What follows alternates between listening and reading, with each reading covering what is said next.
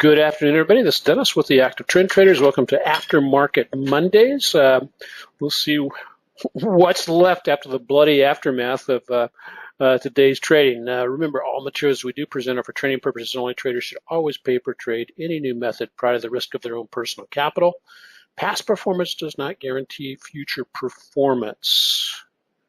We want to take a look at what are we searching for with the Aftermarket Monday. One is to kind of give us get our leg up on in case there is some actionable intel at the beginning of each week.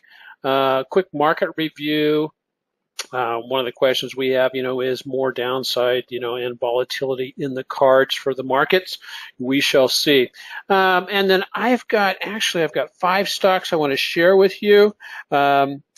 These are stocks that are holding up well even in the sell-off, and so when things are selling off is when we need to be assessing and evaluating stocks and entities that we want to be able to get into for our longer-term holdings. And so I think you'll find each one of these, each one of them looks pretty good. They're not quite at trigger points yet, but that's okay. And if you're a premium member, you will get the trigger per the text alerts and the email alerts. Here's where we're sitting. Everything from the markets today as of about 10:15 this morning was in the red. So for the year and also from the highs of last year. Of course, the Dow, the S&P are taking the brunt of it. Russell kind of got hit today, but we'll see if, but things are getting to levels where they should be bouncing. A lot of whipsaw going on. So, when we look at our trading outcomes, there basically is 4 different trading outcomes for us people who want to be traders. Is basically 1, we win a little, we lose a little. Those are okay. 2, we win big, we lose big. Losing big is not really a good alternative and or a good choice. That's why one of the things that I like about the active trend trade is it will get us out with minimal losses and help us to control, to manage and maintain our capital so that when the market does go into the big sprint to the upside, we will have cash available to be able to participate. So eliminate number 4. That is where our biggest risk is, and we work on that very diligently throughout the year. Just a real heads up on as you've seen, gold has been really volatile. I wanted you to take a look at, and the reason I keep coming back to gold is going to be one of the basically the bonus trades we'll be offering to everyone. Remember, we're trading 2 different entities with gold. We are either trading JNUG, which is the junior nugget gold miners. This is what it did last year, and I've highlighted this several times. Just these 4 trades from last year, capturing just half of it, would have been a great return. The entity seems to repeat itself year after year. JDUS, which is the inverse to the bullish, in other words, just the bearish trade. So when gold is going down, this is going up. Similar type situation, 4 opportunities, more than 4 opportunities actually to trade last year, but just capturing these 4 opportunities would provide an excellent return on a minimal investment. So we're looking for what we can do for these entities this year. So seasonal expectations right now is volatile, wide range moves, and look for horizontal and either horizontal support and resistance. That's what we're seeing with the price action as it's moving about, is it's finding support and or resistance, and that's where it's bouncing. One of the things we'll be talking about in the very near future with the premium training on Wednesday night is we're going to be talking about how to utilize our monthly charts to make daily and weekly decisions for our trading. I think you'll find that very interesting. There's basically the core stocks that we're looking at for the year. Tesla's in the process of getting really whacked. I mean, Tesla may be kind of going down for the count. We shall see. We're just hanging on to that. It is doing pretty good in strategy number 3. So we basically, with the active trend trading, for those of you who aren't premium members, we offer 3 strategies, 4 entry rules, 6 exit rules. Our strategy number 1 is basically to build a stock and ETF portfolio for capital growth. Strategy 2, in April, moving forward, I'm going to really be focusing on this strategy 2 till we get that $500 to $1,000 per week trigger going on, because I want to basically make sure that all the homework is done and that we're giving people the opportunity to trade this. This is for the premium members. And then finally, strategy number 3, we have our foundational positions. It has really been a crapshoot on this particular strategy this year, in that each of the entities is up, but my goodness, it's been really, really challenging because of all the volatility. So it is aimed at capital growth and weekly income. Remember, there is no holy grail of trading, just only tools and rules. So let's take a look at a couple of charts, and we'll get everybody on their way. I'm going to go to a daily, weekly chart of daily on the left, weekly on the right. As you can see, we've pushed down to where we're kind of making a double bottom here. We've got a little bit of positive divergence on the TSI for S&P, but it has dropped the 200-day moving average. We are in a downtrend, short-term downtrend, but we're coming into a level of past support. What does it translate to over here? Well, as you can see, basically when it broke out of this level, you've got a support or a demand zone right in here around the 25, between 2550 and 2500, where S&P may get a bounce, or it may basically retake the 200-day moving average and bounce up. But where's it probably going to go to? Well, over the last, it has really been respecting the 8-day moving average. You can see it hit the 8-day moving average on Friday and rebounded down, and then continued the rebound down today. Why the rebound down today on the S&P, the Nasdaq, and the Russell and the Dow? Basically, is China came out over the weekend and said, "Okay, you want a tariff war? We're going to give you a tariff war." And so apparently, it's not going to be as forgiving a type of situation, or it maybe be a little bit more serious than what we anticipated. And so we'll see how that takes place. Nasdaq's a little bit stronger than the S&P and the Dow. It is holding above the 200-day moving average. As you can see over here, I'll expand this out a little bit. If we take this going back to, I want to say, about February of last year, 2016, we basically have pushed on up. It is right back down at that trend line. Since we are making a newer low, I'd like to see some consolidation here, or some confirmation that, this is where we're going to basically do a turnaround. If you're an early warning alert guy, if you were holding a 5% stop loss on our trades on TNA, you were stopped out today. And it's just the volatility of the market. And we are in a place where we would expect the bounce. A little bit of positive divergence here on NASDAQ also, but not a reversal candle as of yet. But we can look at these long wicks here. That might provide a opportunity if it retraces back down to retest that area in a basing type move. The Russell, similar type situation. Russell pops all the way back down to the 200-day moving average, and then does a little bit of a rebound. Let's take a bounce over to the intraday charts to see what they're looking like. Oh, here's the 1-hour intraday chart. So you can see new low.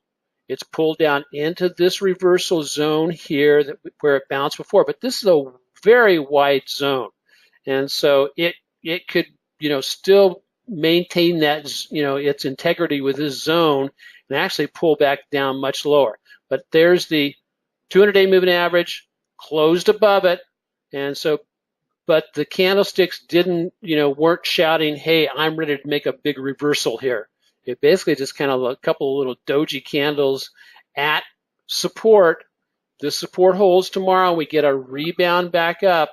That might give us an opportunity to jump back into a trade with the Russell. And in that case, we'd be going into TNA as a potential. But again, TNA, it's been just holding the 8-day moving average. 8-day moving average. Earlier today, somebody sent me an email and asked the question, do I utilize, when I'm doing triggers and trading the leverage ETFs, do I trigger off the leverage ETF, or do I trigger off of the non-leverage ETF and or the index? If you want the purest signal, go to the index itself. And if you have a trading platform that allows you to do it, you can actually set your triggers off of the index to get into the leveraged ETF. And it's just basically you set it to trigger off the index at a certain level, and then to do a market order on the ETF. And so that's again, if you want the purest. Some people will go with the non-leveraged ETF to do their triggers, and then some because as you can see, here's TNA, and just to give you a reference in it, the IWM is the leverage. And as you can see, IWM actually closed just above the 200-day moving average here, more or less along the same line of the index itself. And as you can see with TNA actually dropped below it and closed below it. So it has slightly different meanings. The various moving averages have slightly different meanings. Then and you may get a little bit different picture, because right here, if we're below the 200, we're expecting more movement to the downside. However, since the non-leveraged ETF and the index is actually above the 200, we're asking, hey, maybe it's gonna bounce from there. One thing that you can take into consideration, what's going on with the TSI.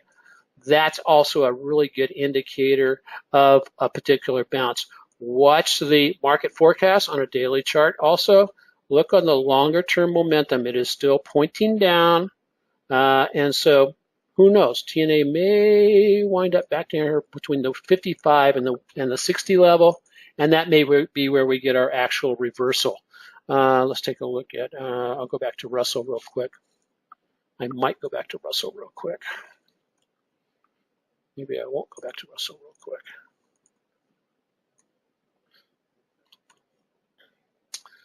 Similar type situation here with the Russell, closed just slightly above it. TSI, the market forecast, longer term momentum is pushing still down towards the bottom. It appears that it will want to push all the way down here into the lower reversal zone. Same thing with TSI. TSI kind of came back and did a squeeze into the upper TSI line, and now is pushing back down. So we may get a secondary signal when it gets down there, somewhere between -40 and a -50. So, okay, let's get rid of the drawings. Let's go over here to the daily and the weekly, and here's the list of here are the list of stocks that I find interesting going into the rest of the week. One, Grub. I'm looking for an opportunity to buy this. Okay, what's the scoop on this? One, it's come back into basically a demand area where it did its breakout last time. TSI is really down low. It's above the 50. All good stuff. We could actually put in order to buy this right now at about the 95 level. And for the premium members, that's what I'll probably be looking at doing tomorrow. And if it busts out below that by 50 cents, I'm out. And then we'll reload again. And that's just the nature of the markets, the way they are currently functioning. Another one, Now. Now's holding up above the 50, similar type situation, holding up very well. TSI looks like it's trying to tick up. It could get a little bit lower. So again, I would want to be buying this off of the 50 or close to the 50 or somewhere about 160. Next, PAYC. PAYC, PAYC. It's Paycom. Again, holding above the 50, stronger than indexes. It is unraveling a little bit, selling, but is it going to hold? It's got a strong level of support right there, about the $100 level. And so again, that's about $3 from where it's at right now. Adobe almost puts in a hammer today, not quite, but as you can see, it went down, tested the 50, and it's rebounding. So any type of retest between 208 and 210 would be a potential for Adobe. I'm hoping you're finding these. And then last but not least, Coop. Again, holding above the 50. It's in a nice little flag. And so a couple of ways to trade it. You can trade it either, between, I would say 43.60-ish and 43.15, because you can see that's where it did its breakout before, right, looking over here. And so that's another one of those. And as you can see, this pullback on Coop, look at the low volume on that. So the sellers aren't just jumping in and saying, hey, I want out of this. And so I hope you find that one.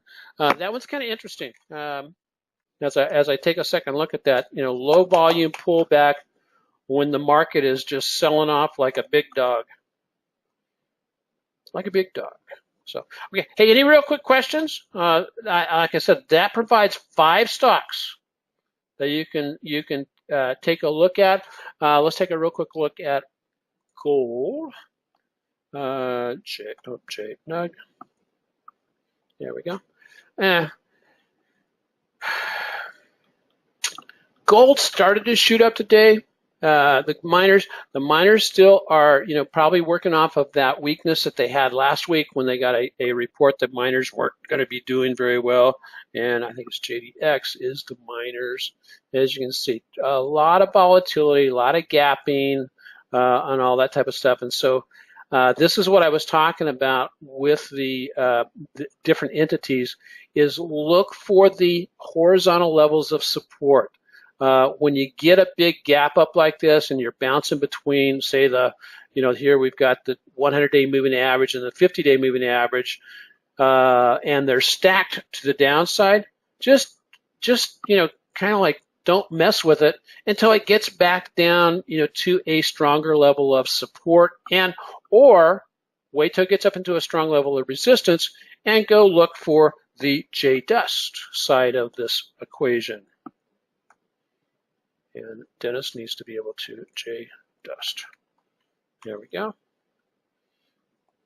And see what that has to do. Because as we see right now, if you look at the seasonality chart on J-Dust, what's it showing us right now? Well, or on gold, it's actually showing us that, hey, it wants to move sideways for a while. And so that looks good. USO, get a nice little pullback. Watch USO pulling back. Where's its support at? Well, it's at support, but then it's also got support down here at the bottom of the closed open window, which happens to coincide with the 50. So one can play around with the 50 UCO, which is the leverage ETF on that. As you can see, this is one. It's got a similar type situation. Anywhere from 25.60 down to about right there, or 25.35 in that zone, which is right on top of the 50-day moving average, would be an interesting point to get in. If you did get in there, well, a 5% drop would put it down about 24. Which is just on top of the 100-day moving average. And so just watch this we have the ability to wait to see if we get a reversal candlestick and then the TSI squeeze starting to bounce back up. Where might it find support? Right here at the 0 line. Does that work for you, Eric? Okay, guys, I want to say thank you very much. Hang in there. The market, the market is going to continue to be, I think, very volatile, and it's going to have large ranges.